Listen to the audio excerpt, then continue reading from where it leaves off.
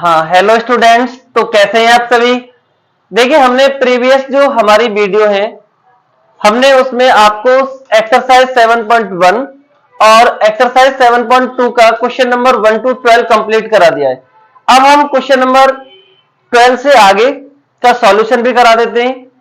आपको सारी एक्सरसाइज का solution question wise, chapter wise आपको कंप्लीट सॉल्यूशन दिया जाएगा।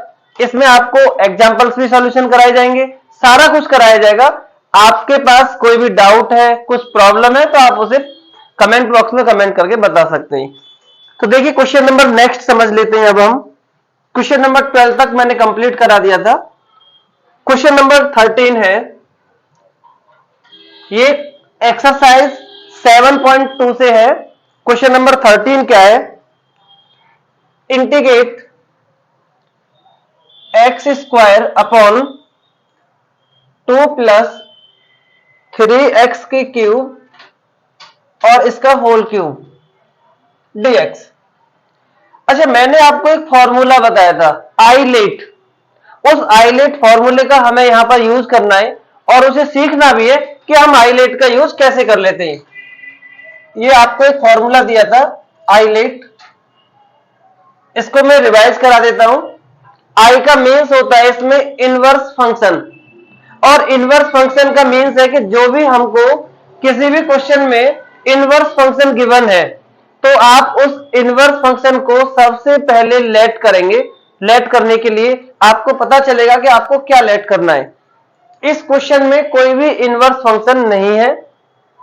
इसके बाद आप आई नहीं है, इनवर्स फंक्शन नहीं है, तो लॉगरिथम फंक्शन, जो लॉग वाला फंक्शन होता है, जैसे log x हो गया, log 5x हो गया, इसमें लॉग भी नहीं है तो उसे भी नहीं लेट कर पाएंगे। इसके बाद होता है एलजेब्रिक एक्सप्रेशन। तो एलजेब्रिक एक्सप्रेशन है, एक इक्वेशन बना हुआ है, ये एलजेब्रिक एक्सप्रेशन है, इसे लेट कर लेंगे। अगर ये भी नहीं होता है तो ट्राइगोनोमेट्री, जो भी ट्रिगोनोमेट्री वाले वैल्यू होते हैं, जैसे sine theta, cos theta, sine x, cos x, उसको लेट करते हैं। अगर वो भी नहीं है तो लास्ट में होता है एक्सपोनेंशियल फंक्शन, जो ई की पावर में होते हैं। तो यहां से हम ये समझ गए कि आईलेट फॉर्मूला एक बड़ा इंटरेस्टिंग, एक बहुत अच्छा फॉर्मूला है और इसकी हेल्प से हम काफी क्वेश्चंस को इजी कर लेते हैं। तो अभी हम देखते हैं इनवर्स नहीं है, लॉग नहीं है, तो एलजेब्रिक है। तो लेट कर देते हैं इसमें एलजेब्रिक फंक्शन को। 2 प्लस 3x की क्यू इक्वल टू टी लेट किया, और लेट करने के बाद डिफरेंशिएशन करना बहुत जरूरी होता है। तो ये बात आप माइंड में बिल्कुल फिट कर लेंगे कि जो भी आपने फंक्शन लेट किया है उसका डेरिवेट करना बहुत जरूरी है। तो डेरिवेट बोथ साइड में कर देते हैं। 2 का डेरिवेट 0 होता है, इसका डेरिवेट हो जाएगा 3 इंटू में आएगा, सो 9x स्क्वायर हो जाएगा, इक्वल टू हो जाएगा dt अपॉन dx। अब क्या करेंगे हम, dx का वैल्यू फाइंड करते हैं। So dx equal to dt upon 9x square. अब ये सारी वैल्यू क्या होती है, ये सारी वैल्यू क्वेश्चन में पुट की जाती है। क्वेश्चन में पुट कर देते हैं सारी वैल्यू को। Integrate x square as it is लिखा मैंने, डिवाइडेड बाई 2 प्लस 3x की क्यूब लिखा हुआ है, जिसको अभी हमने लेट किया है t, तो ये t हो गया, पावर 3 था तो इसका 3 हो गया, इंटू ये लिखा है dx, और dx हमने निकाल दिया, ये dx हो गया dt upon this, so dt upon 9x square. अब ये x स्क्वायर से x स्क्वायर कैंसिल हो गया।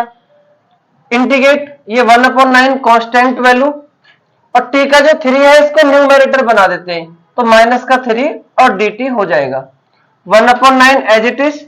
इसमें इंटीग्रेशन का जो फॉर्मूला है, हम बार बार उसी फॉर्मूले का यूज करते आ रहे हैं। स्टार्टिंग फॉर्मूला उसी का होता है, x के पावर n वाला। इसमें फॉर्मूला अप्लाई करेंगे तो -3 + 1 हो जाएगा, -3 + 1 + c, ये हो जाएगा 1/9 t का -2 अपॉन में -2 + c, और ये हो जाएगा 1/-18 इंटू, इसको लिख लेंगे 1/t square + c।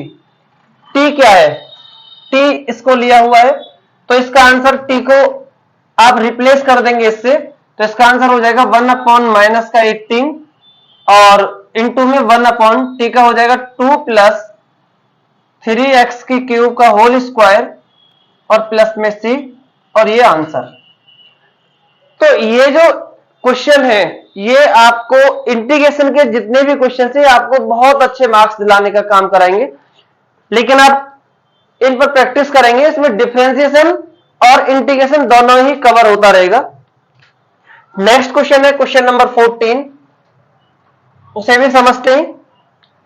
Integrate 1/x log x का पावर m और dx ये है। इसमें अब हम क्या करेंगे, इस आई लेट के अकॉर्डिंग लेट करेंगे। आई लेट सबसे पहले स्टार्टिंग में इनवर्स है, इनवर्स फंक्शन इस क्वेश्चन में नहीं है। सेकंड पर है लॉगरिथम फंक्शन, लॉगरिथम है ये रहा log x है, इसको ही लेट करना है। So let log x equal to t let किया। अब जो लेट किया है उसका डिफरेंशिएशन करना है, तो इसका डिफरेंशिएशन हो जाएगा 1/x और इसका हो जाएगा dt/dx, cross multiply. So dx equal to x dt। ये सारी वैल्यू क्वेश्चन में पुट कर देते हैं। So integrate 1/x as it is, log x का वैल्यू है t, so t power m into dx का वैल्यू है x dt, x x cancel, integrate इसको भी लिख देंगे हम t minus m dt। Denominator से न्यूमैरेटर बना दिया, इसमें फॉर्मूला अप्लाई किया प्लस वन वाला, और t का वैल्यू log x पावर में हो जाएगा माइनस m प्लस 1, इसे ऐसे भी लिख सकते हैं 1 माइनस m प्लस c, और ये आंसर। तो आपको आईलेट वाले फॉर्मूले से पता चलेगा कि आपको किस फंक्शन को लेट करना है। इस टाइप से क्वेश्चन नंबर 15 आप सॉल्यूशन कर सकते हैं, क्वेश्चन नंबर 16, 17, ये सारे क्वेश्चन सॉल्यूशन हो सकते हैं आपसे। मे भी पॉसिबिलिटी है कि आप कर पाएंगे, नहीं भी होता है तो आप कमेंट बॉक्स में कमेंट जरूर करेंगे, आप बताएंगे कि ये क्वेश्चन नहीं हुआ है। अब क्वेश्चन नंबर 18 को समझ लेते हैं, 18 को कैसे करना है। अब देखिए क्वेश्चन नंबर जो 18 है, 18 है integrate e raise to 10 inverse x upon 1 plus x square dx। अब ये क्वेश्चन है, इस क्वेश्चन में अब आपको ये चेक करना है कि आपको फर्स्ट प्रायोरिटी किसको देनी है, किसको लेट करना है। यहां पर स्टार्टिंग में होता है आई। अब ये जो आई है इसका मीन्स होता है इनवर्स फंक्शन।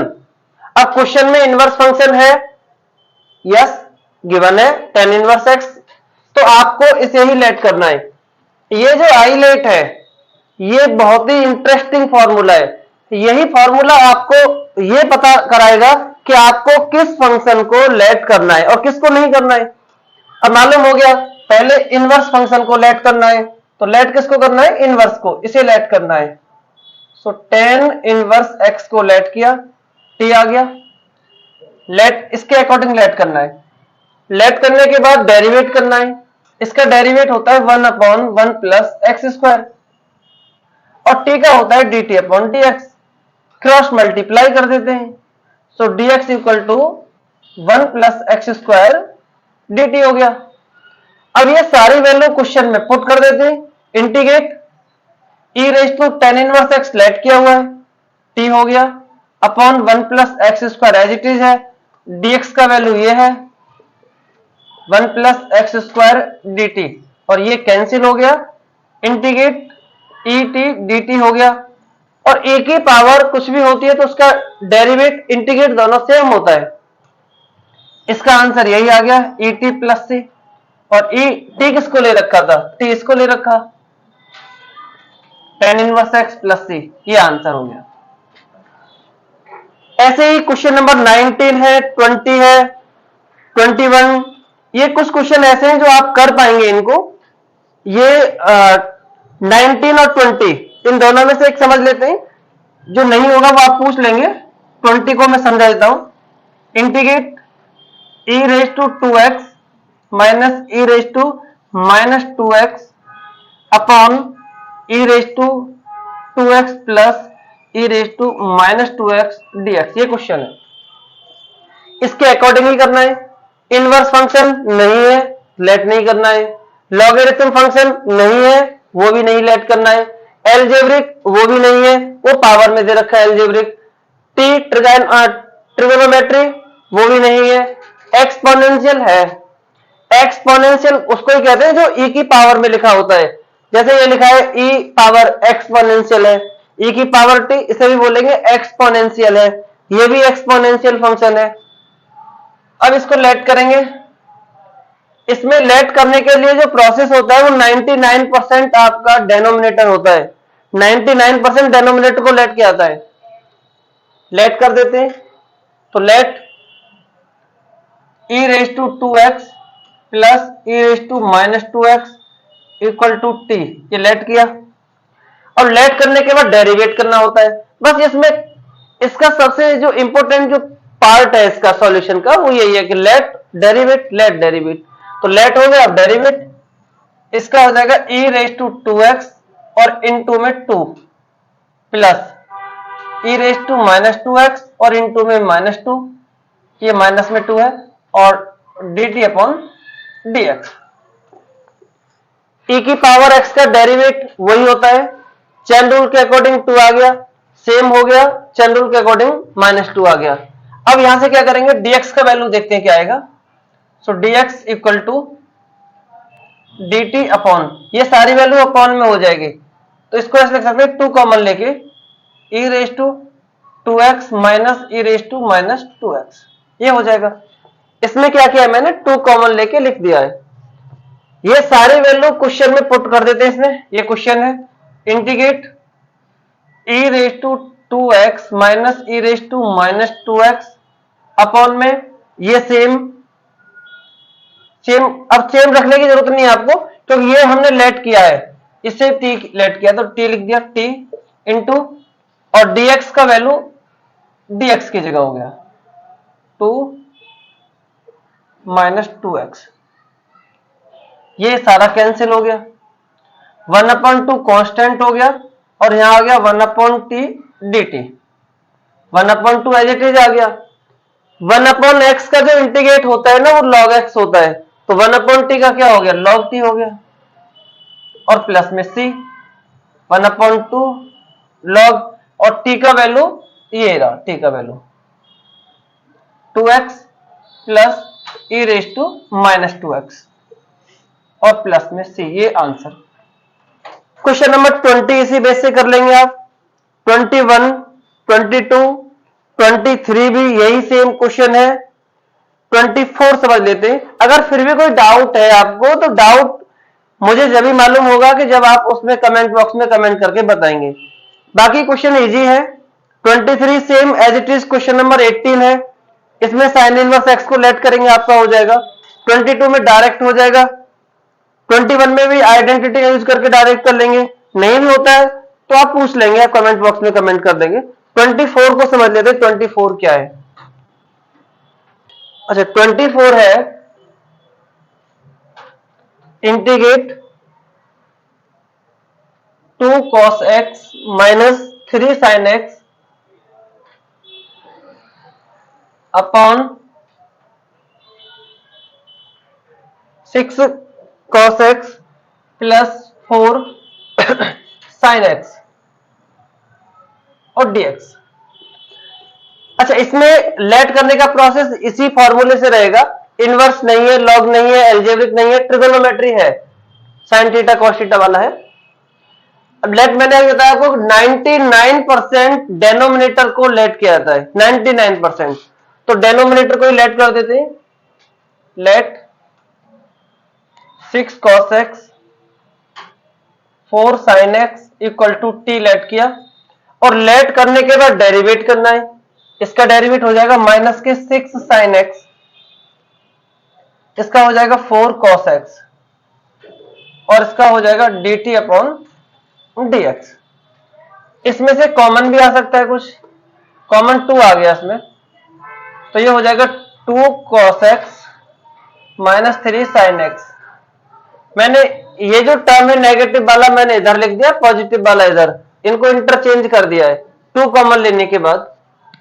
इक्वल टू हो जाएगा dt अपॉन dx। अब dx का वैल्यू निकाल देते हैं, क्या आएगा। सो dx इक्वल टू हो जाएगा dt upon 2 bracket 2 cos x 3 sin x। ये सारी वैल्यू क्वेश्चन में पुट हो जाती है। So 2 cos x as it is हो गया ये, माइनस 3 sin x अपॉन में t, क्योंकि इसको t लिया है, इनटू और dx का वैल्यू ये रहा dt upon 2 bracket 2 cos x 3 sin x। ये कैंसिल हो गया। अब ये 1 अपॉन 2 कॉन्स्टेंट वैल्यू इंटीग्रेट, ये हो जाएगा 1 अपॉन टी डी टी, और 1 अपॉन टी होता है लॉग का। सो 1 अपॉन 2 लॉग टी प्लस सी, 1 अपॉन 2 ऐसे ही हो गया लॉग टी का वैल्यू, ये टी का वैल्यू है 6 cos x plus 4 sin x और प्लस में सी, और ये आंसर। अगर ये आंसर शीट में आंसर नहीं भी है तो इसे थोड़ा और हम आगे कर सकते हैं। ये भी आंसर शीट में अगर कहीं नहीं है, काफी सारी बुक्स में ये आंसर नहीं मिलेगा, काफी सारी में मिल जाएगा। अब इसे आगे क्या कर सकते हैं, देखो इसे लिख सकते हैं हम, ये 1 अपॉन 2 एज इट इज लिखा, लॉग इसमें से 2 कॉमन ब्रैकेट 2 cos x, तो सॉरी 3 cos x हो जाएगा, 3 cos x 2 sin x और प्लस में c हो जाएगा। अब इसमें एक फॉर्मूला अप्लाई हो जाएगा log m इंटू n, तो ये 1 अपॉन 2 तो बाहर ही है, तो इसका हो जाएगा log 2 plus log 3 cos x plus 2 sin x, ये हो जाएगा, और प्लस में c। अब 1 अपॉन 2 का भी मल्टीप्लाई कर देते हैं, तो हो जाएगा 1 upon 2 log 2, 1 upon 2 log 3 cos x 2 sin x और प्लस में c। अब इस क्वेश्चन को देखते हैं। अब ये आंसर भी राइट है, आंसर तो ये भी राइट था और ये भी राइट है, और अभी पूरी तरीके से आंसर नहीं आया। ये c का बेस होता है कांस्टेंट वैल्यू, 1 अपॉन 2 कांस्टेंट है, log 2 भी कांस्टेंट है, फंक्शन नहीं है। फंक्शन वो होता है इसमें x वगैरह होता है, इसमें x है, ये फंक्शन है, ये फंक्शन है, तो ये कांस्टेंट वैल्यू है। और इंटीग्रेशन के किसी भी क्वेश्चन में एक से ज्यादा कांस्टेंट आ रहे होते हैं, जैसे ये भी कांस्टेंट है और ये भी कांस्टेंट है, तो इस दोनों कांस्टेंट को हम क्या करेंगे, कोई एक कांस्टेंट प्लेट कर लेते हैं। कभी भी एक ही कांस्टेंट रखना होता है, या तो उसे C1 रख देते हैं, K रख देते हैं, C2 रख देते हैं, कैपिटल C रख देते हैं, मतलब कोई भी एक लेटर रख देते हैं। तो यहां पे क्या करेंगे, ये 1 अपॉन 2 log 2 और c, ये सारा का सारा कांस्टेंट वैल्यू था ये पूरा, ये ओनली C1 ले लिया हमने, या ओनली C भी लिख सकते हैं, कोई प्रॉब्लम नहीं है। अगर बुक में ओनली C लिखा है तो वो भी राइट है, C1 लिखा है, C2 लिखा है, K लिखा है, वो भी राइट है, से K भी लिख सकते हैं। कांस्टेंट और कांस्टेंट को मिला के अकेला कांस्टेंट लिखना है, सिंगल कांस्टेंट लिखना है।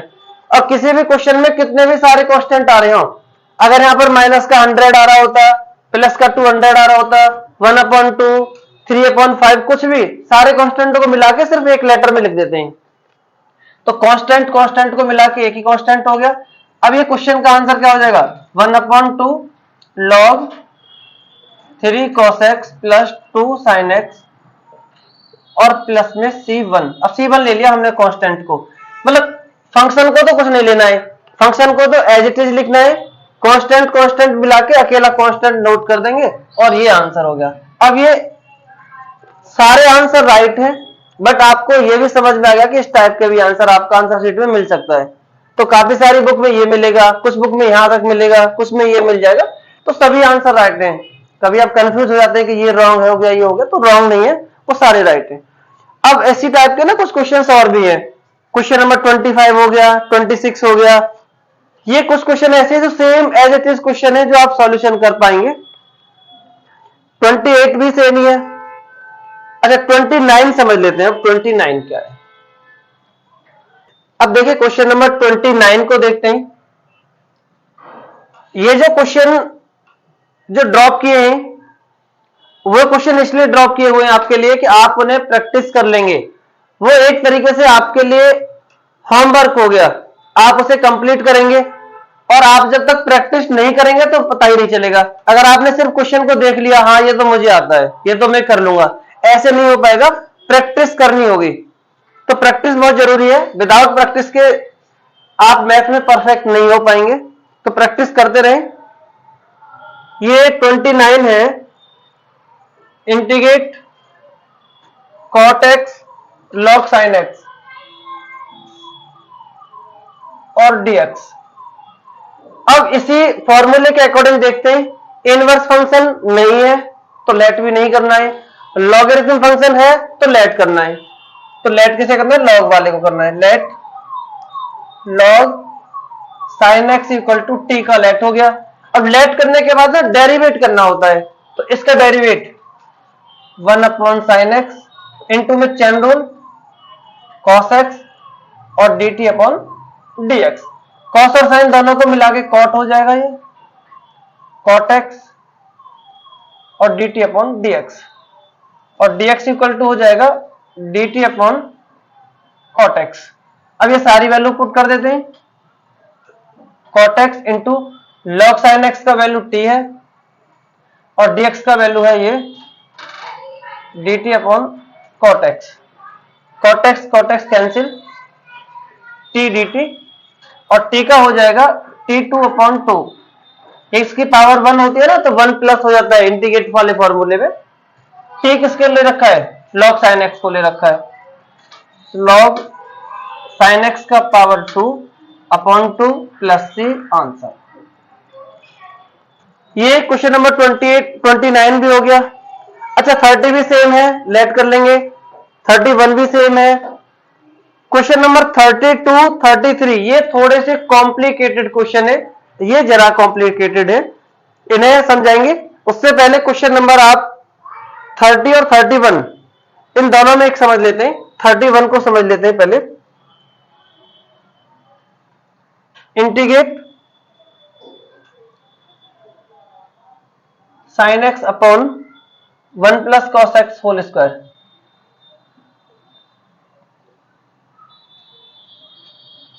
ये है,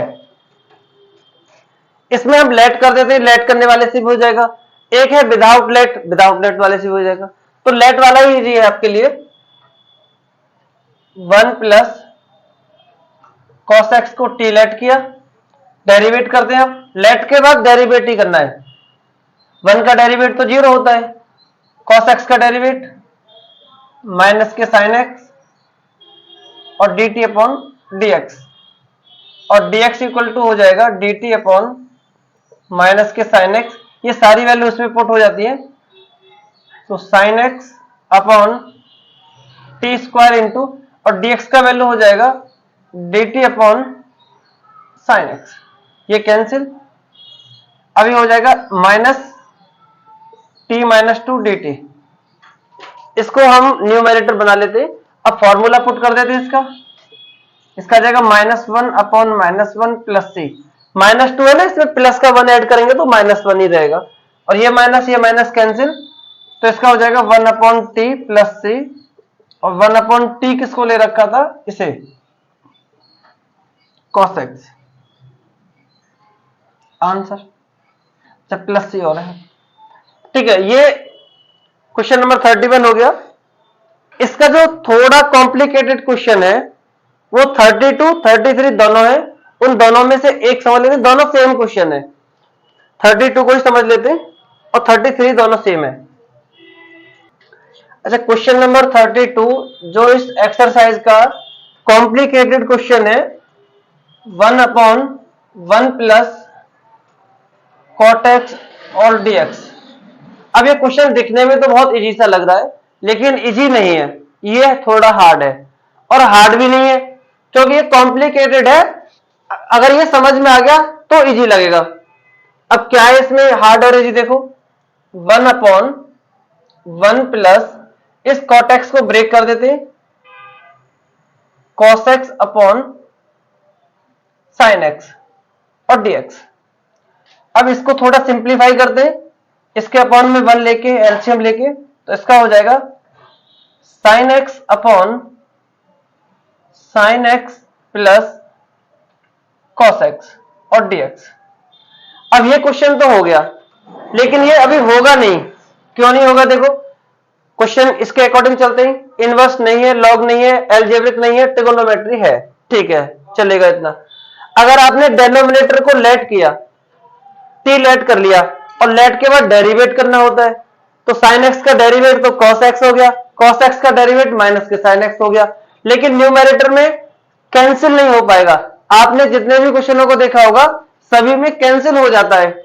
अब इसमें कैंसिल नहीं हो पाएगा तो ये सॉल्यूशन नहीं हो पाएगा। तो आपको इस क्वेश्चन को ऐसा बनाना है कि ये कैंसिल हो जाए। अब कैंसिल कैसे होगा? देखो अगर मैं इसी क्वेश्चन को ऐसे लिख देता हूं 2 sin x। अब आप ये कह रहे हैं कि आपने 2 क्यों लिख दिया? ऐसा तो कहीं लिखा ही नहीं है इसमें 2 लिखने के लिए। इस क्वेश्चन में 2 तो कहीं था ही नहीं, बट मैंने 2 sin x लिख दिया। कोई बात नहीं है, मैथमेटिक्स में लिख दिया तो 1/2 भी लिख दिया, इक्वल हो गया। 1/2 और इंटू 2 इक्वल होता है। आपने पढ़ा है ना, हाफ मल्टीप्लाई टू 1 आएगा। 2 से 2 कैंसिल, कोई इफेक्ट नहीं पड़ा मैथ में। अब क्या करेंगे हम? 1/2 इंटीग्रेट। अब 2 sin x को भी ब्रेक कर देते हैं। क्या ब्रेक कर देते हैं? sin x plus cos x। अब आप ये सोच रहे हो cos x कहां से आ गया? तो देखो sin x minus cos x और अपॉन में as it is sin x plus cos x और dx। अब पहले तो ये समझो इसमें मैंने किया क्या है। आप थोड़ा सा माइंड लगाओ, और कॉम्प्लिकेटेड है, बस यही कॉम्प्लिकेटेड था जो मैंने अभी बताया आपको कि यही इसका कॉम्प्लिकेटेड था। इसमें क्या कर लिया मैंने, एक तो सबसे इसमें जो काम किया है वो 2 एक्स्ट्रा किया है। अब 2 जो एक्स्ट्रा किया है वो मैंने 1/2 किया, इक्वल हो गया। 2 sin x होना चाहिए था, cos x एक्स्ट्रा ऐड किया है तो cos x माइनस में भी लिया है, ये कैंसिल हो जाएगा। sin x और sin x 2 sin x same हो जाएगा, मतलब cos प्लस का भी है cos माइनस का भी इक्वल है, कोई प्रॉब्लम नहीं है। अब क्या करना है हमें? 1/2 इंटीग्रेट, इसको स्प्लिट कर देना है, डिवाइड दे देना है अलग अलग। इसका इसके साथ डिवाइड, इसका इसके साथ डिवाइड, तो दोनों में अलग अलग डिवाइड दे देते हैं।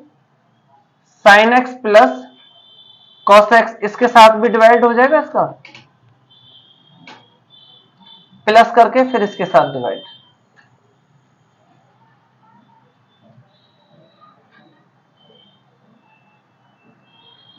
और dx। ये तो कैंसिल हो ही जाएगा, ये कैंसिल नहीं होगा तो हो जाएगा 1/2 integrate 1 plus sin x minus cos x upon sin x plus cos x dx। अब ये जो क्वेश्चन है 2 क्वेश्चन हो गए, 1/2 का मल्टीप्लाई कर देते, ये जो क्वेश्चन है दोनों मिलाकर डबल क्वेश्चन हो गए ना 1 और 2। तो क्या करेंगे इसको? देखो ये हो जाएगा 1/2 इंटीग्रेट 1 dx, एक क्वेश्चन हो गया पहले वाला। सेकंड वाला हो जाएगा 1/2 integrate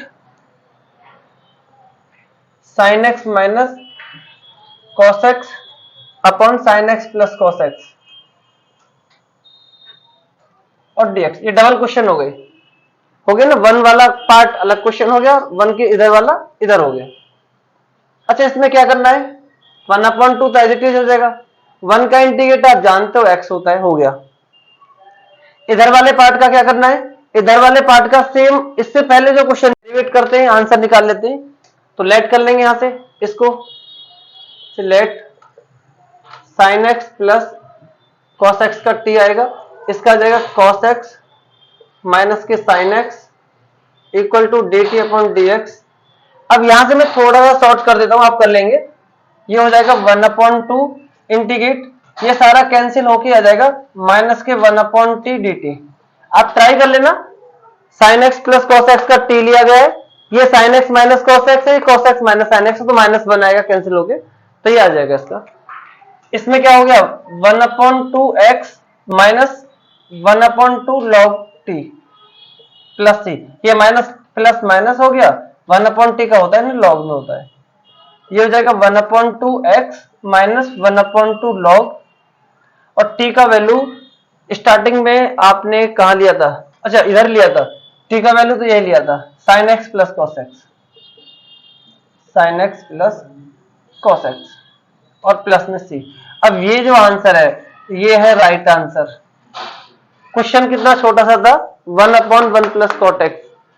question number 33 same to same question है, ये जहां पर ये कॉट लिखा हुआ है वहां पर 10 है क्वेश्चन में, बस इतना डिफरेंस है।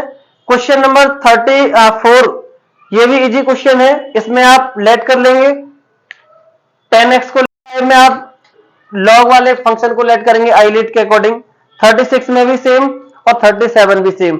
38 39 दोनों ये आपके मल्टीपल चॉइस क्वेश्चन है। नहीं भी होता है तो आप कमेंट बॉक्स में कमेंट करके बताएंगे आप। ये कंप्लीट सॉल्यूशन हो गया है आपका तो आप बता सकते हैं। Okay, thanks and have a nice day.